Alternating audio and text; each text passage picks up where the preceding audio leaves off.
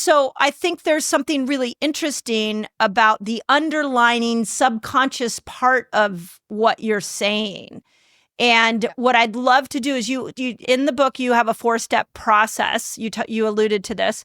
So can you take us through like an example of somebody who gets stuck either in their thinking or stuck with their health and how they would see this all the way through? Yeah. Would you like to be the example? Sure, I can be the example. Are you comfortable doing that? Of course. Yeah. You can pick a part that I think this is actually really good for the listener too.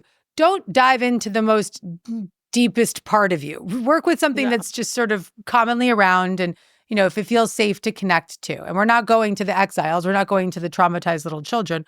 We're going to the patterns, the behaviors, and the beliefs that are sort of running the show. Okay? Okay. So is there a protector that's still present for you that's kind of running the show for you?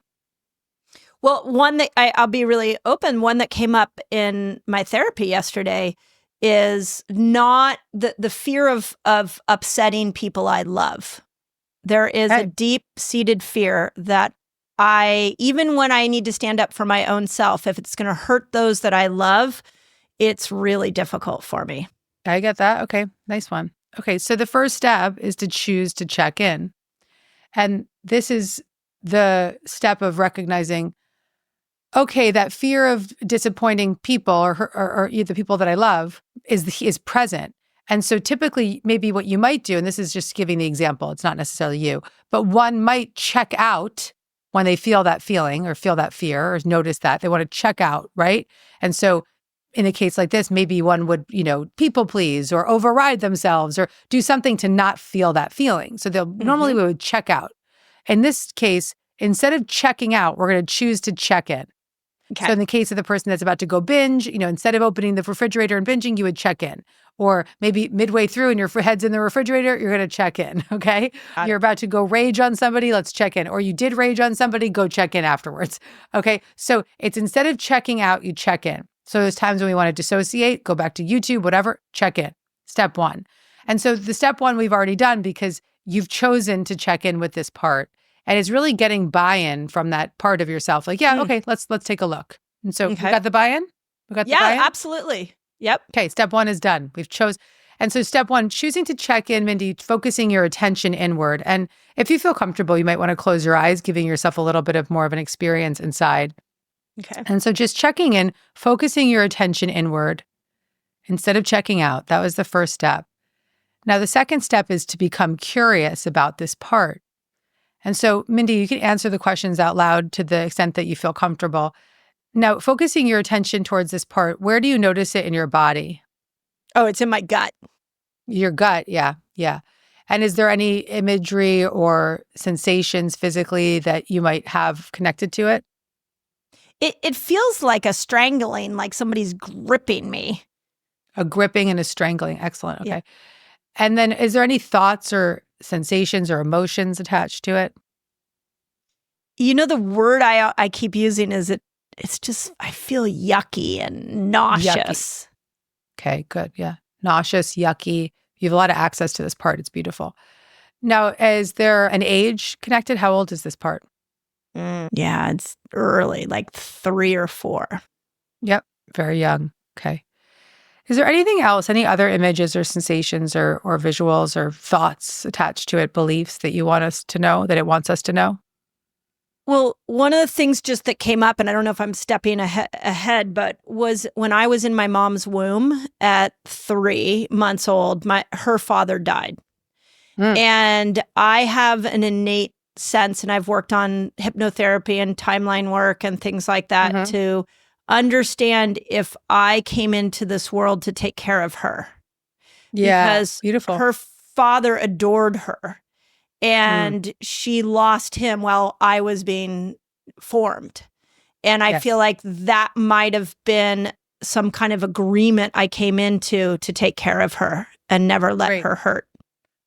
Well, you've done so much work, so you have so much access to that. So that's beautiful. Yeah. So that connection is there too. Beautiful. Now, with a lot of that connection that we have access to, you feel connected now. I can tell. You don't even have to tell me. I know you are. The third step is to compassionately connect to this part of you by asking the part. That part is exhausted. that Yeah. part needs to stop doing its job. Yeah. Yeah. It's That's right. it's That's just exactly right. it's hit a wall, and part of the challenge is my own menopausal journey.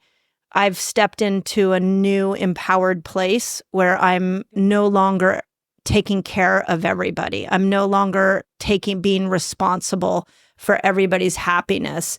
And that has caused some challenges in very close relationships in my life because that part is exhausted and she doesn't She's want to play the exhausted. part anymore. She wants to stop playing the part. She wants to rest. Yeah. Now, can you give her a little bit of breath right now? I'm calling her because you did. Sometimes these parts have genders or sometimes they don't. So can you give her a little bit of breath? Like breathe in, place your hand on your heart, your hand on your belly where you feel her, and breathe into her for a moment. And just let her know that you heard that she needs rest and let it go. And now check in and we're going to check for the C qualities of self. How do you feel now, Mindy?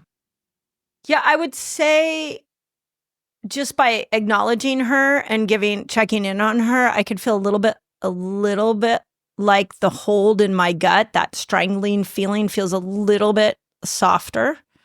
Feel like a little calmer. Yeah, I feel like if she could speak right now, she would say thank you for recognizing me. Connected. So she feels connected to you. Great. There you go. Mm-hmm. Yeah. Mm-hmm. Do you have more clarity about her?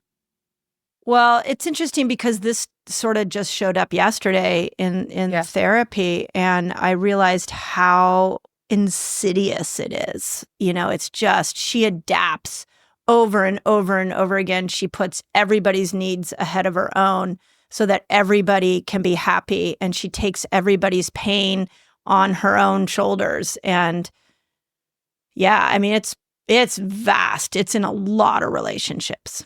Can you let her know something right now? Because we have some access to her. You're connected to her right now. Yeah. You feel a little bit like a slight molecule of calmness has come over you. So that's self, right? Yep. Can you let her know that you now know she's here? Mm.